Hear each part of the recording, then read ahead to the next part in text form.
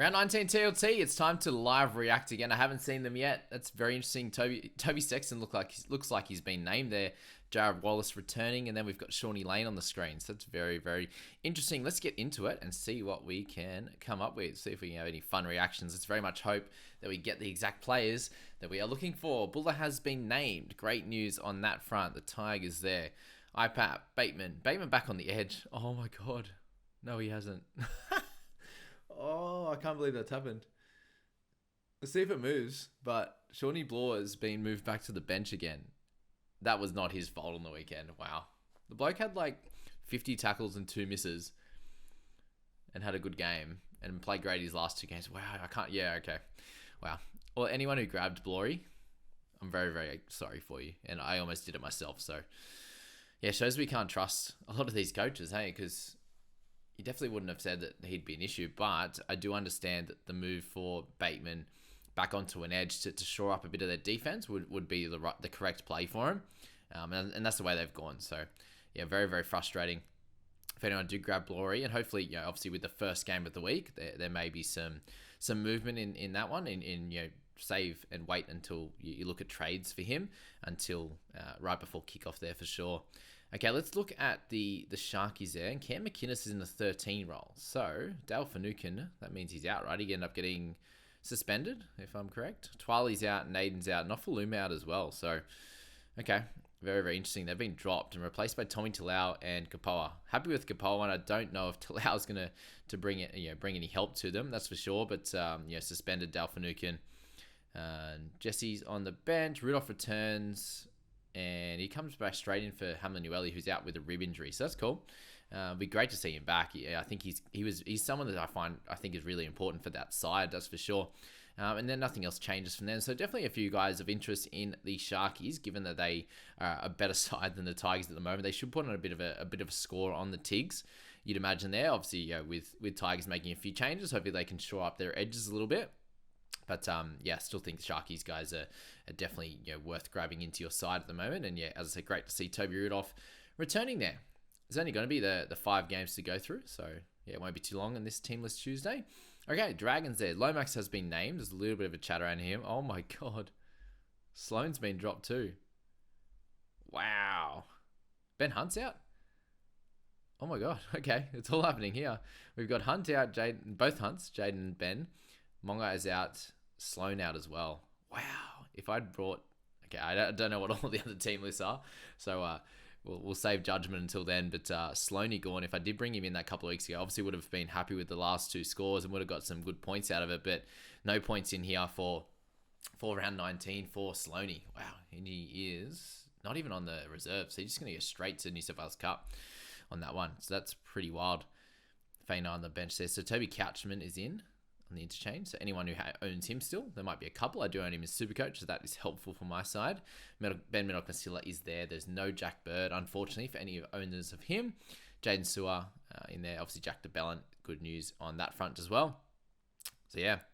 Wow, Moses still on the bench. Dan Russell, he goes on there. So there's going to be a few guys that get a chance here. Paul Turner, he's obviously played a fair bit of footy before. We'll get into him and discuss him as a potential cash out tomorrow. I can't remember exactly what his price would be.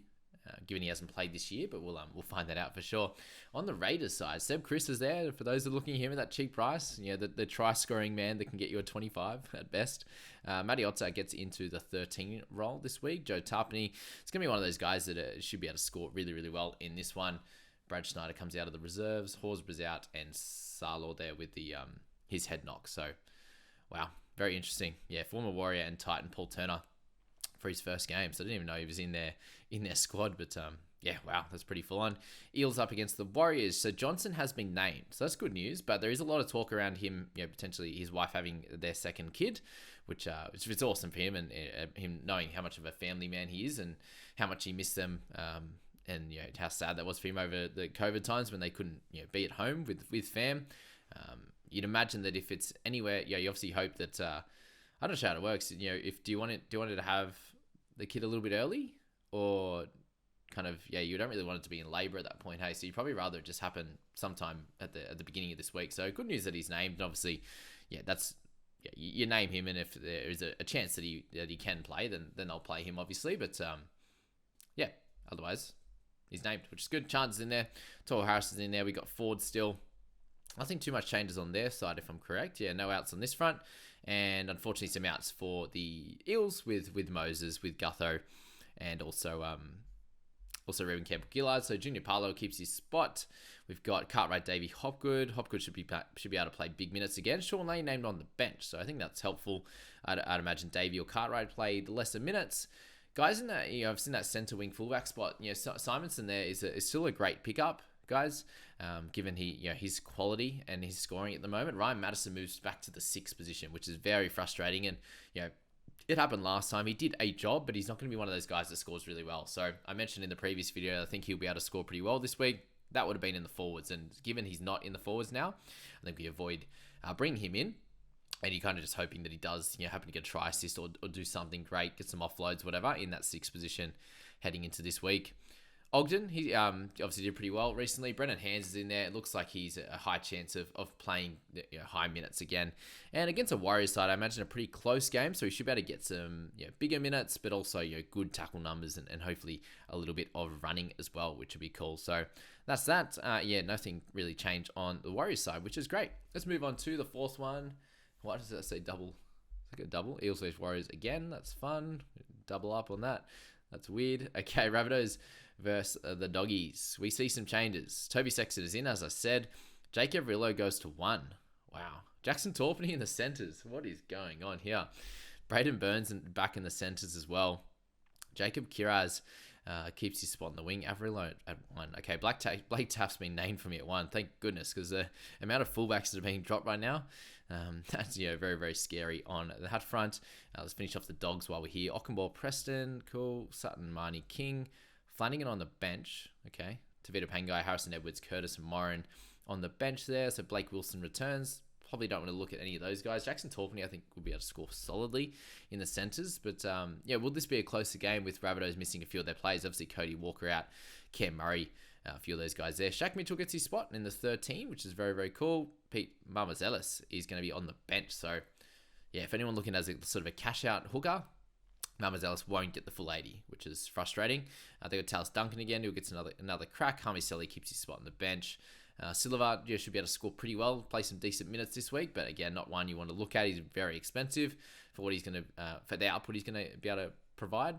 Jacob Host is out, so Ben Lovett comes in, and he's someone that we'll look at tomorrow as well. Check him out in the app. That's kind of what we use Team List Tuesday for, is to check out all of these guys. Isaiah Tass returns, which is good. Tane Milne playing in the centres as well. No Campbell Graham.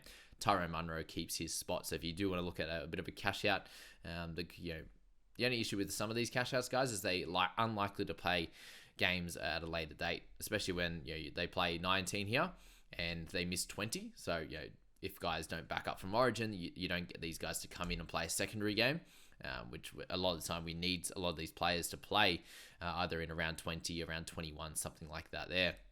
Carlo Luapu gets back onto the reserves, and it sounds like he's going to be more of a 13 going forward, especially when they've just brought Toby Sexton over. So it'll be nice to see how he comes out and plays and does a good job. All right, please, Valence, yay!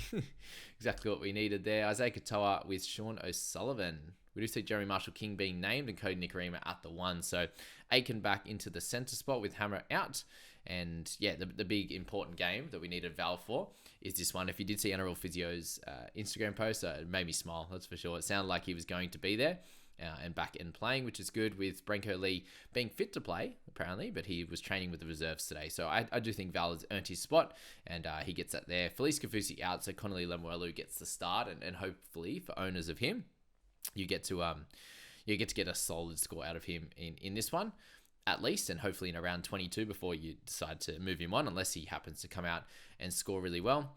Good news for Titans, if you are like a Khaleesi Haas owner, then he's a guy that I think should be able to score fairly well in this one, given he did pretty well last time when Fafita was out for those couple of weeks there as well, but they did have a full-strength side that week that Fafita was rested, so that's that there. Cody Nicarima, there was a little bit of talk that if Jeremy Marshall-King didn't play, who was going to play 9? Was it going to be a little bit of Cody Nicarima at 9 there with Hammer coming back? There's a few question marks there, so if you do own Cody, it may be worth holding on to him.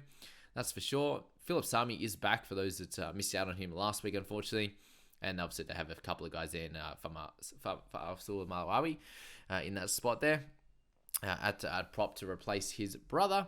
And that's basically it, isn't it? You got Felice out, Hammer out. So AJ, Dave Fafita, Fodawaker, and Tino out. Jaden Campbell goes into the one spot. And that's the live reaction. Actually worked out pretty solid for my team. Very, very sorry if you've got Sloaney or you've got who was in the first game? Who was out in the first game? Can't remember. Oh, it was Blory. So Sloaney and Blory really was the main issue on that front. Not good. Shawnee Russell in the one. Didn't even notice that one either. But Penasini still a solid one. Simonson, Lumi in that spot as well. So, pretty interesting across the board. Luke Metcalf keeps his spot. Still no Tamati Martin on that front. He is not on the reserves either. Ronald Volkman is there.